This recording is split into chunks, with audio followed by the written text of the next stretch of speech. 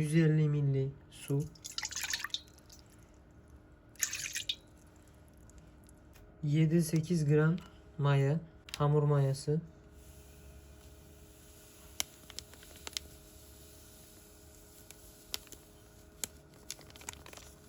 bir çay kaşık şeker,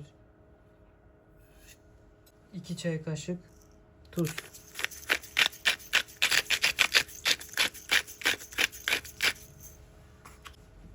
Ve 40 gram yağ ya da 4 kaşık ayçiçek yağı, zeytinyağı da olur.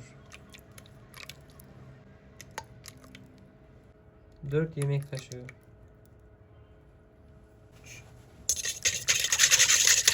İyice karıştırıyoruz.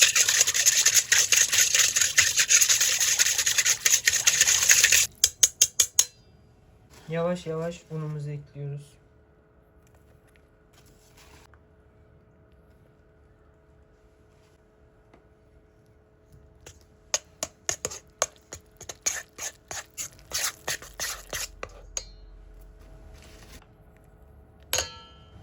Elimiz yapışmayana kadar yavaş yavaş un ekleyeceğiz.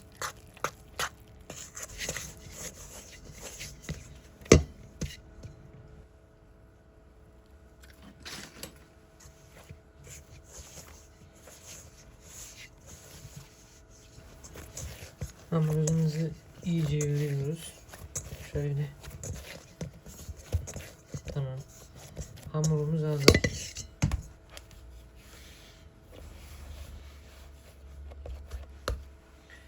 Bundan sonra kabımızı yağlıyoruz.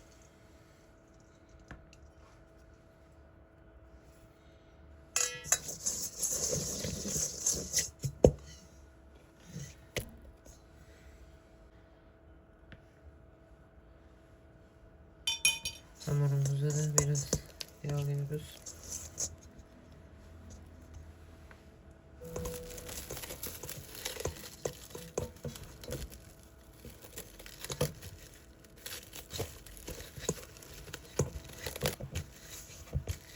Oda sıcaklığında 40 dakika bekletiyoruz. Sos yapacağız. Sos içimize bir bardak rendelenmiş domates. Taze fesleğen varsa taze fesleğen. Bende şu anda yok. Kuru fesleğen.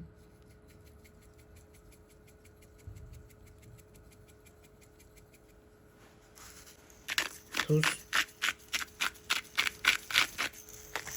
Karabiber. Tuz. 1 çay kaşık. Ve 1 çay kaşık da şeker, domatesin ekşiliğini biraz kesmemiz için.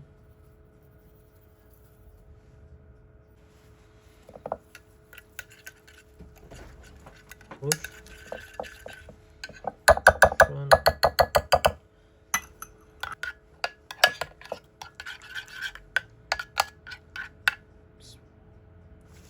çok güzel.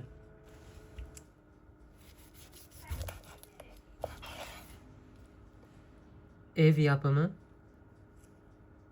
salamamız.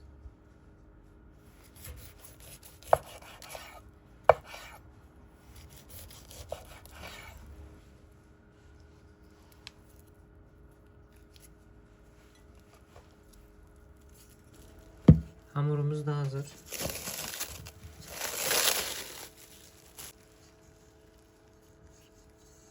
Şöyle.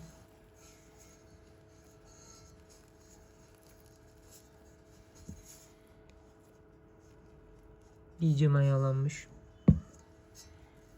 Görüyorsunuz.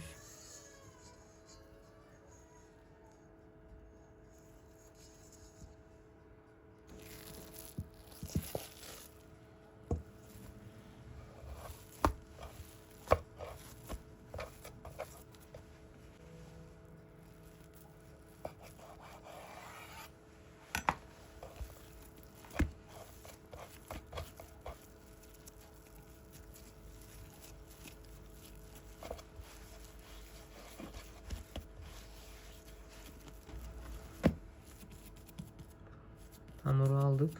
Şöyle ortadan köşeye böyle iteceğiz.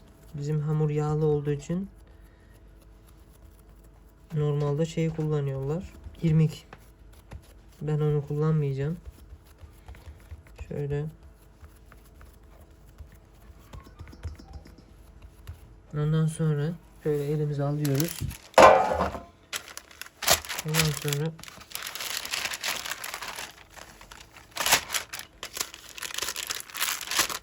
tepsiye böyle yerleştiriyoruz yuvarlak şekilde.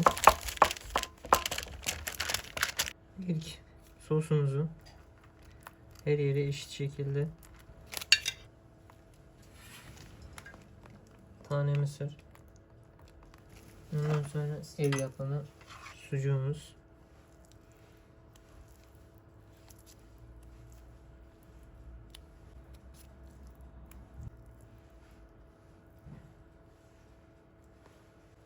En son mozzarella, tam yağlı kaşar peynirimiz, tost peynirimiz.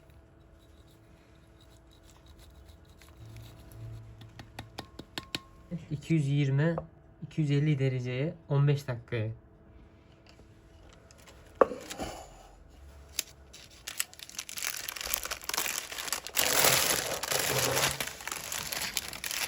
Şöyle bunu kesiyoruz.